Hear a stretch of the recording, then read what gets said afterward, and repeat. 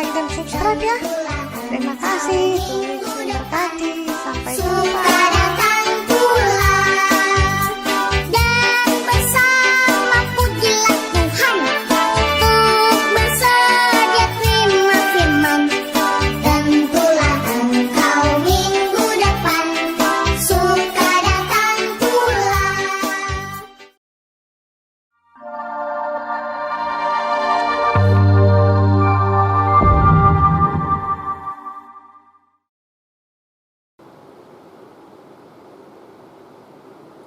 Selamat siang semuanya. Lausa harap kalian tetap dalam kondisi yang sehat. Demikian juga Lausa. Siang hari ini kita mau sama-sama berbakti, menyembah, memuji, mendengarkan firman Tuhan. Sebelumnya kita berdoa dulu ya. Yuk kita berdoa. Tuhan Yesus, kami semua mengucap syukur.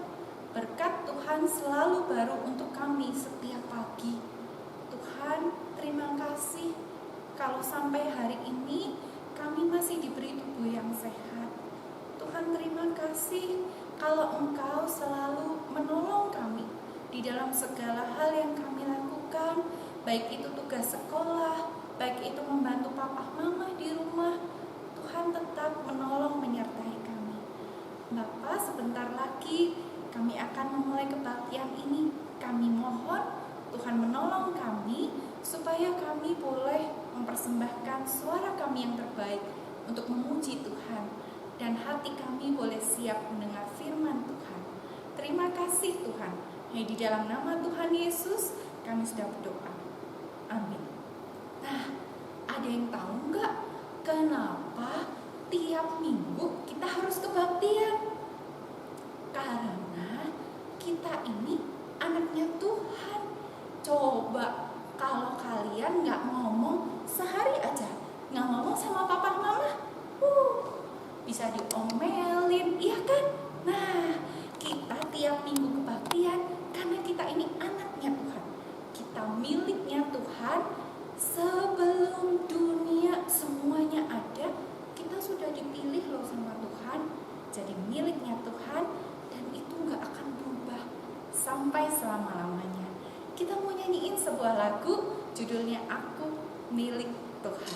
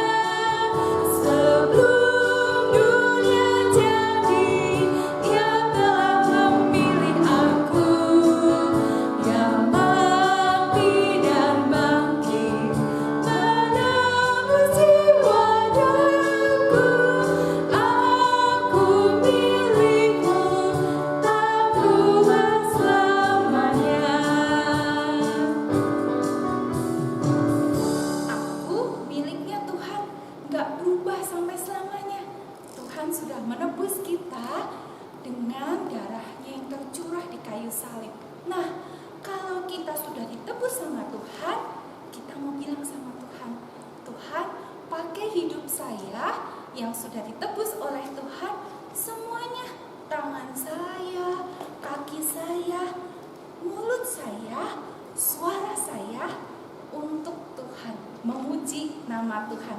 Yuk kita mau nyanyikan lagu Pakai Hidupku Ini.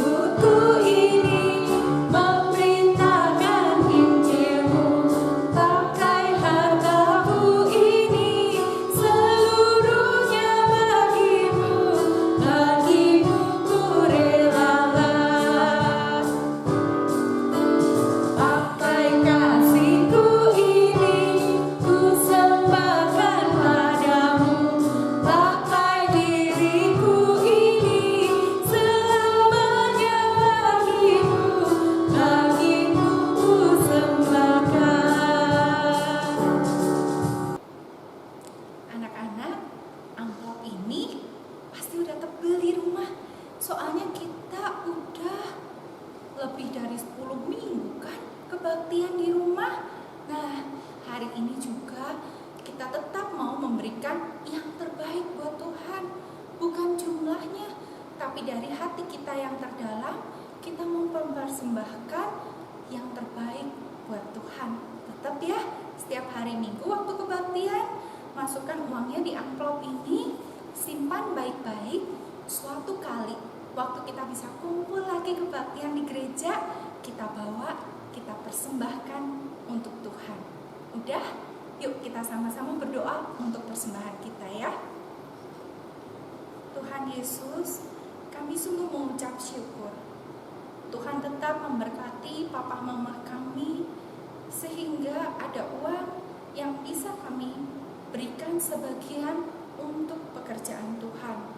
Tuhan tolong, kami mohon Tuhan boleh terus memberkati setiap apa yang kami butuhkan, sehingga kami boleh tetap mengucap syukur kepada Tuhan untuk segala sesuatu yang terjadi dalam hidup kami. Berkati persembahan kami Tuhan, kami ingin dari kecil belajar untuk memberikan yang terbaik buat Tuhan. Terima kasih Tuhan, di dalam nama Tuhan Yesus kami sudah berdoa. Amin. Simpan baik-baik. Sebelum mendengarkan firman Tuhan, kita mau menyanyikan lagu Yesus Kristus Juru Selamat Dunia. Kalau hati kita lagi sedih, kalau kita lagi ada masalah, lagi nangis, siapa sih yang bisa hibur hati kita? Teman, belum tentu bisa.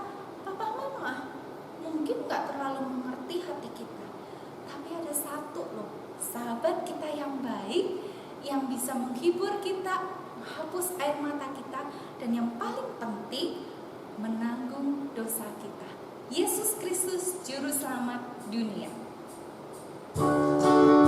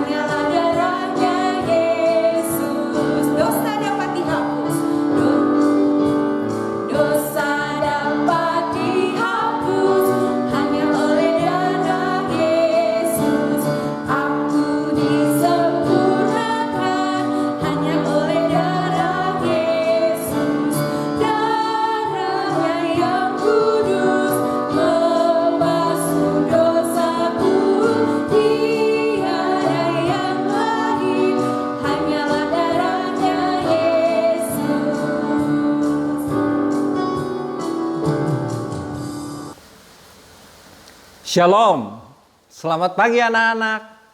Kita bersyukur Tuhan masih beri kita kesempatan untuk ibadah sekolah minggu meskipun secara online. Bagaimana kabar anak-anak di rumah? Semoga anak-anak dan keluarga semuanya sehat selalu ya. Anak-anak, minggu kemarin kita sudah belajar bahwa Yesus adalah Tuhan yang berkuasa atas sakit penyakit dan juga mengasihi orang-orang yang mengalami sakit penyakit sehingga Tuhan Yesus mau menyembuhkannya. Nah, sekarang kita akan melanjutkan lagi cerita Alkitabnya. Hari ini judul cerita Alkitab kita adalah Dosamu Diampuni. Dan bahan Alkitabnya terambil dari Markus 2 ayat 1 sampai 12. Seperti apa ceritanya dan kebenaran-kebenaran apa saja yang ada di dalam kisah ini, mari kita dengarkan kisahnya bersama-sama. Tapi sebelumnya kita minta pertolongan Tuhan, kita berdoa. Tuhan Yesus, terima kasih Tuhan untuk pimpinan, penyertaan Tuhan dan kasih Tuhan kepada kami semua, anak-anak-Mu, anak-anak dan lausemen semua ya Tuhan, semuanya dalam perlindungan-Mu Tuhan, sehingga pagi ini kami boleh datang kepadamu Tuhan untuk beribadah, mendengarkan cerita firman-Mu. Tolong Tuhan saya yang membawakan cerita supaya saya boleh diurapi oleh Tuhan, sehingga apa yang saya katakan boleh menjadi berkat bagi orang-orang yang mendengarnya, anak-anak dan semua orang yang mendengarnya ya Tuhan. Pimpin sertai anak-anak supaya anak-anak boleh mendengarkan dan mengerti akan firman-Mu dan menyimpannya di dalam hatinya. Karena firman yang tinggal di dalam hati itu yang berkuasa menyelamatkan jiwa kami ya Tuhan. Terima kasih Tuhan. Di dalam nama Tuhan Yesus kami mau serahkan ibadah ini dari awal sampai akhir. Amin. Nah, anak-anak, apakah masih ingat cerita minggu kemarin? Benar sekali. Minggu kemarin kita belajar Tuhan Yesus yang berkuasa menyembuhkan sakit orang kusta. Juga hamba perwira Romawi yang sakit lumpuh. Ibu mertua Petrus yang sakit demam. Orang yang kerasukan setan dan banyak orang-orang sakit lainnya yang dibawa kepada Tuhan Yesus. Dan semuanya disembuhkan oleh Tuhan Yesus. Puji Tuhan. Nah anak-anak, setelah itu dikatakan Alkitab bahwa Yesus pergi dan tinggal di tempat sepi. Setelah beberapa hari lama kemudian, yaitu sesudah lewat beberapa hari, maka Yesus kembali lagi ke kota Kapernaum. Anak-anak, ketika Yesus sampai di kota Kapernaum, maka kedatangannya itu tersiar kepada orang-orang yang ada di kota itu, bahwa Yesus ada di sebuah rumah. Karena itu, maka datanglah orang-orang banyak berkerumun mendatangi rumah di mana Yesus ada. Sampai tidak ada lagi tempat. Di pintu pun penuh sesak dengan orang. Lalu seperti biasa Yesus menyampaikan dan mengajarkan firman Tuhan kepada mereka. Ketika Yesus mengajar dan menjelaskan firman Tuhan, adalah 4 orang mengusung seorang yang sakit lumpuh untuk membawanya kepada Yesus. Namun mereka tidak bisa masuk dan sampai mendekat kepada Yesus karena orang terlalu banyak di rumah itu. Dan seperti dikatakan tadi, pintu masuk ke rumah itu pun sesak oleh orang-orang yang berkerumun di situ. Melihat keadaan itu, 4 orang tersebut tidak menyerah. Dengan bersemangat mereka naik ke atas rumah itu dan membongkar atap tepat di atas tempat Yesus berada. Dan setelah itu mereka menurunkan orang lumpuh itu bersama tikarnya.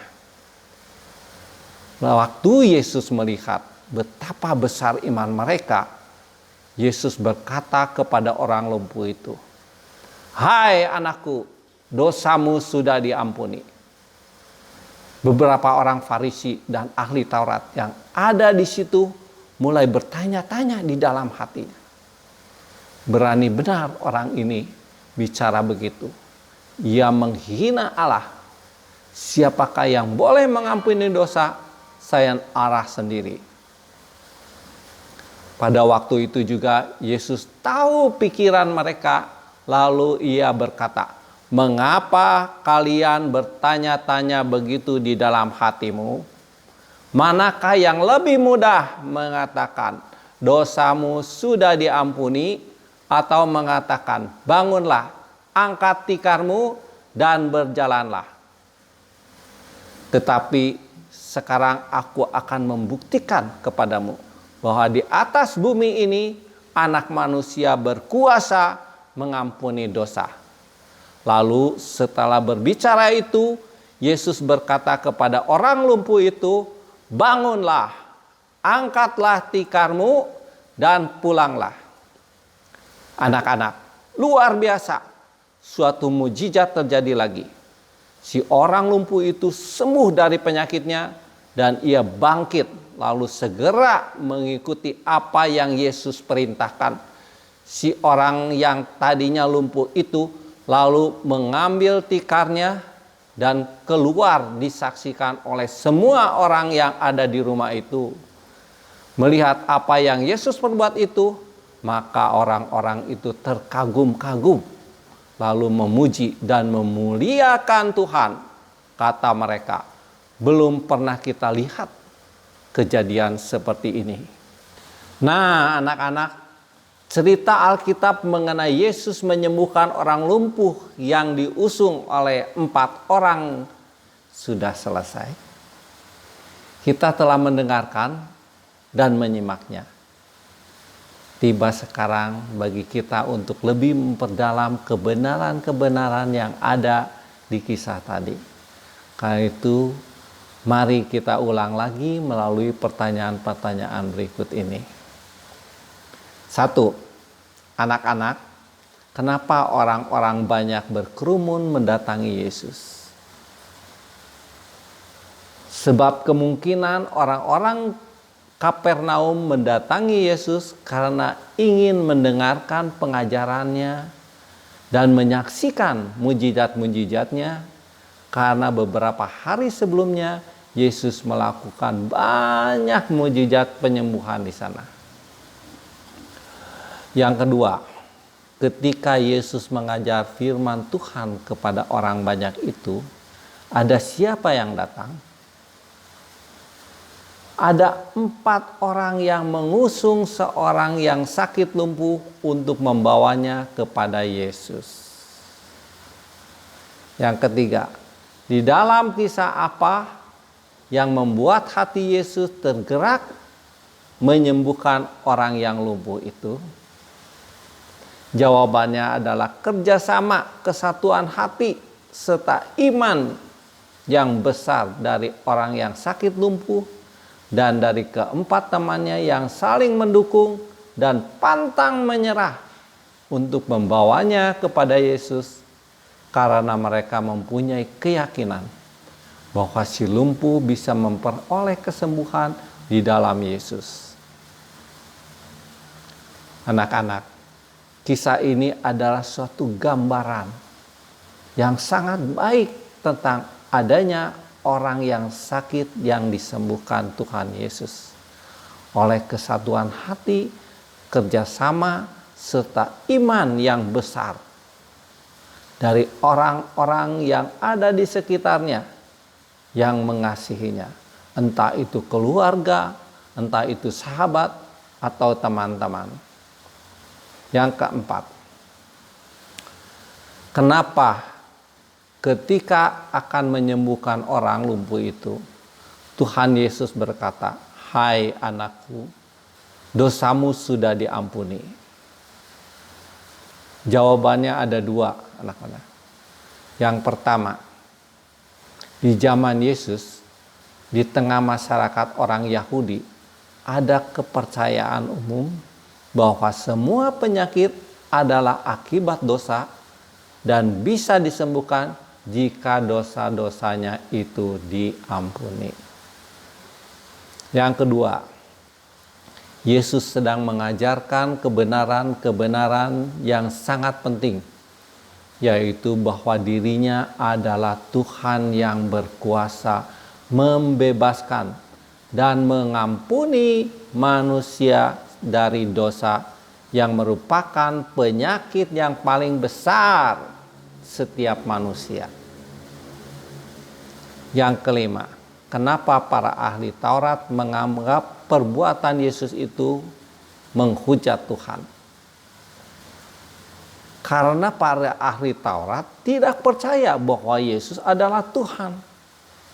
Bagi mereka, Yesus hanyalah manusia biasa. Dan di dalam kepercayaan mereka, yang bisa mengampuni dosa itu Tuhan. Akibatnya, mereka menganggap apa yang dikatakan Yesus kalau dirinya dapat mengampuni dosa adalah penghujatan pada Tuhan. Yang keenam,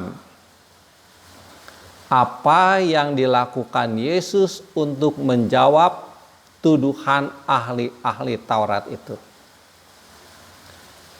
Jawabannya adalah Yesus membuktikan dirinya adalah Tuhan.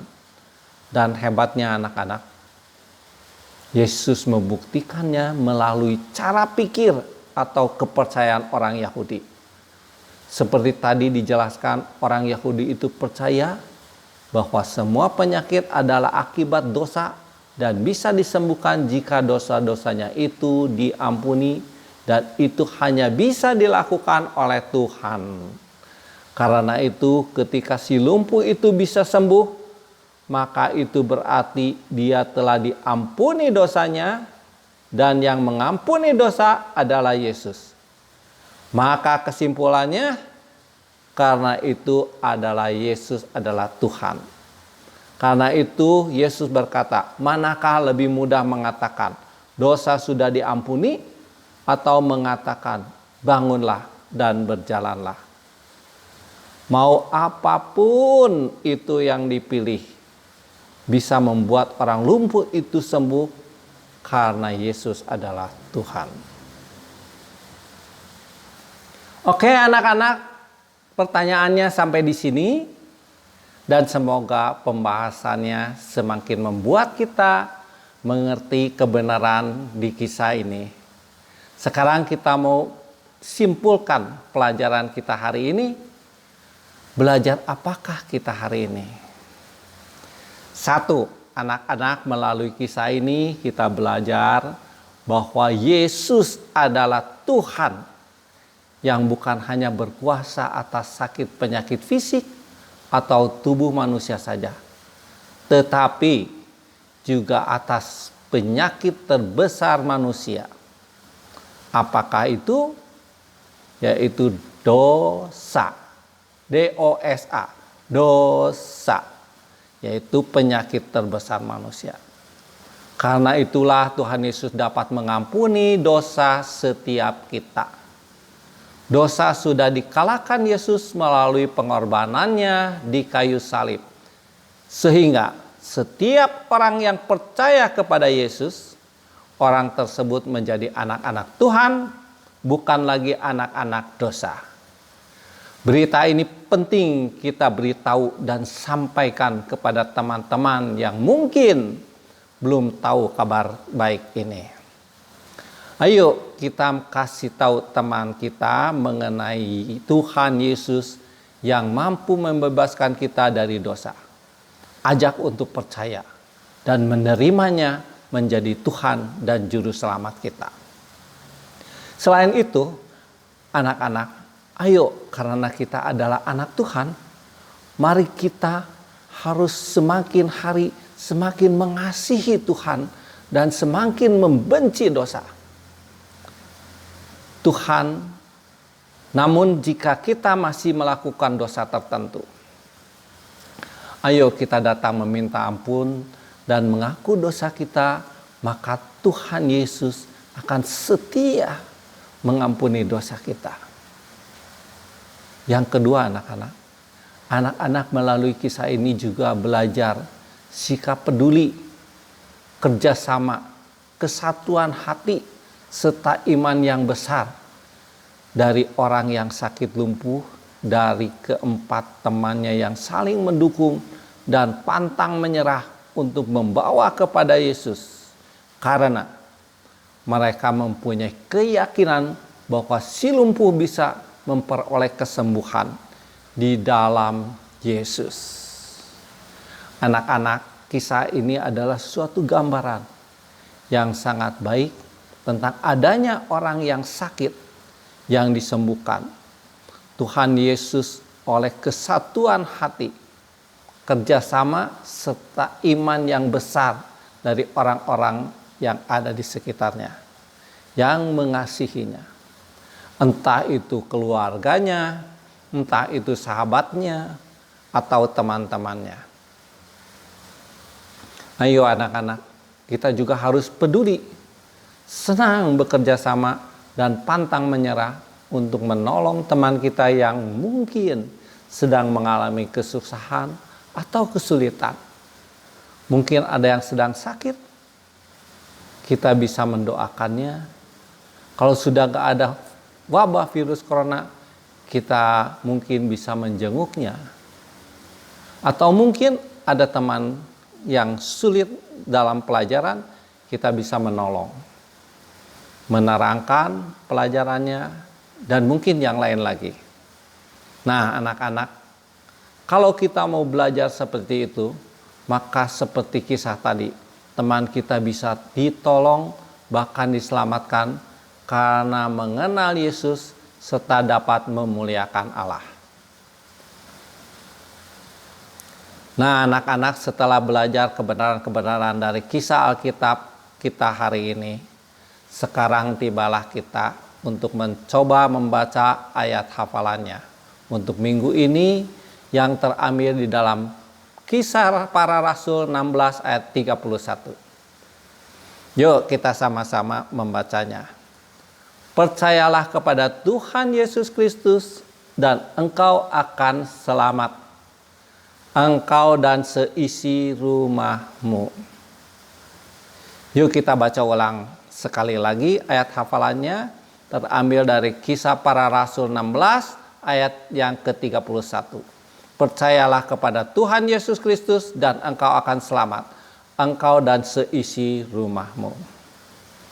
Oke anak-anak, cerita Alkitab minggu ini sudah selesai. Sebelum kita berpisah, mari kita berdoa kepada Tuhan. Tuhan Yesus, terima kasih Tuhan untuk ibadah pagi ini, untuk cerita yang sudah disampaikan. Biarlah Tuhan berbelas kasihan kepada kami, supaya Tuhan mengubah hati kami menjadi tanah yang subur. Supaya setiap firman yang kami dengar hari ini boleh tertanam di dalam setiap hati kami dan boleh bertumbuh subur dan berbuah banyak. Tuhan, pimpinlah kami dari hari ke hari.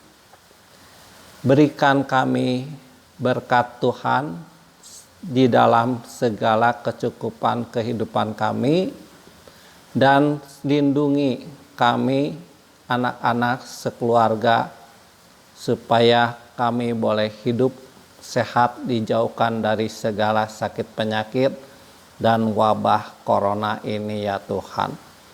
Dan pelihara kami supaya kami di minggu yang akan datang boleh diperkenankan oleh Tuhan ikut kebaktian sekolah minggu lagi. Terima kasih Tuhan Yesus. Di dalam nama Tuhan Yesus kami berdoa. Amin. Sampai jumpa anak-anak minggu depan. Tuhan memberkati dan menjaga kita semua. Amin. Gimana? Cerita hari ini seru kan? Nah, Sebelum kita menyelesaikan kebaktian sekolah minggu hari ini, kita mau nyanyiin satu lagu yang tadi sudah kita nyanyikan. Siapa yang hibur hatiku? Siapa yang hapus air mataku? Siapa yang tanggung dosaku? Cuman satu, Tuhan Yesus.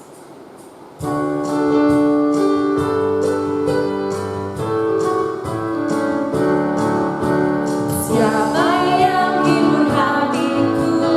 Siapa hapus air mataku? Siapa yang tanggung dosaku? Hanyalah Tuhan Yesus. Lagi. Siapa yang hibur hatiku? Siapa hapus air mataku? Siapa yang tanggung dosaku? Hanyalah Tuhan Yesus. Satu kali lagi. Siapa yang hibur hatiku? Siapa hapus air mataku? Siapa yang tanggung dosaku? Hanyalah Tuhan Yesus.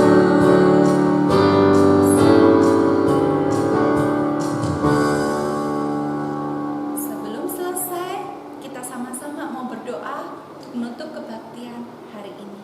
Yuk kita berdoa. Tuhan Yesus, kami mengucap syukur hari ini kami masih boleh memuji nama-Mu, kami masih boleh mendengarkan firman-Mu.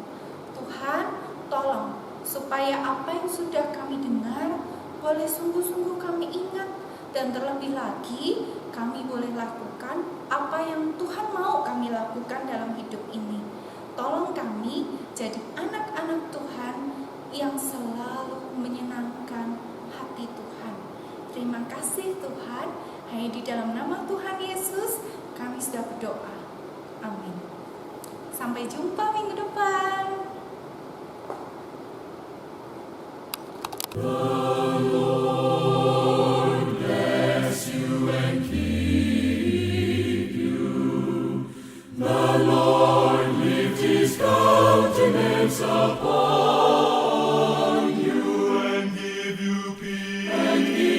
Peace.